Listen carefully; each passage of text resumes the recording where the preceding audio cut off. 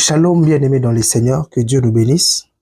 Je suis dans le livre de Proverbes, chapitre 28, les 13e versets. Ce message va te bénir et va te fortifier.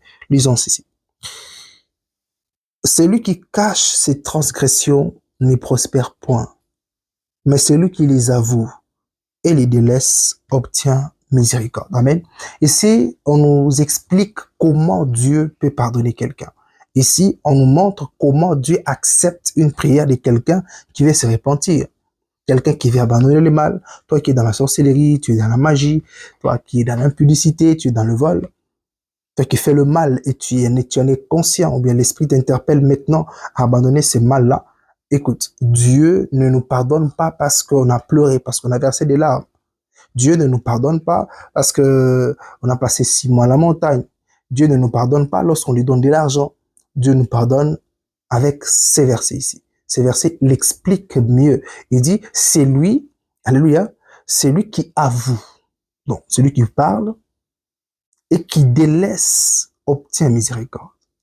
Donc, pour obtenir le pardon de Dieu, il ne suffit pas de parler. Ça peut être devant l'église, ça peut être devant les gens, ça peut être seul dans ta chambre, ça peut être seul dans ton véhicule, au bureau, en cours de route, peu importe les circonstances. Mais la Bible nous démontre ici, en disant ceci, celui qui est pardonné, celui qui obtient miséricorde, ce n'est pas celui qui parle seulement, mais qui veut prouver aux autres, mais c'est celui qui prend la décision de laisser le mal. Si tu es dans l'homosexualité, Dieu peut te pardonner.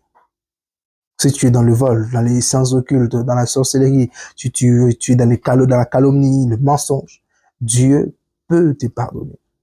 Il n'existe pas de péché que le Seigneur ne peut pas sauver. Si tu es conscient du mal que tu fais ou bien que tu as fait, accepte de prendre la décision d'abandonner ce mal-là.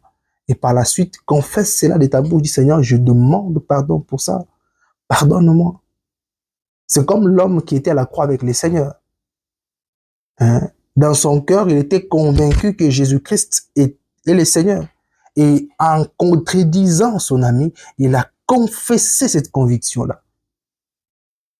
Il a confessé cette conviction. Il a manifesté la volonté d'être sauvé. Il dit, lorsque tu seras dans ta gloire, ne m'oublie pas aussi.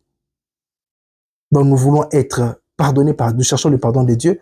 Notre objectif principal, c'est que ce pardon nous permet d'avoir accès au ciel, accès à dans la présence de Dieu. Alors que l'Éternel Dieu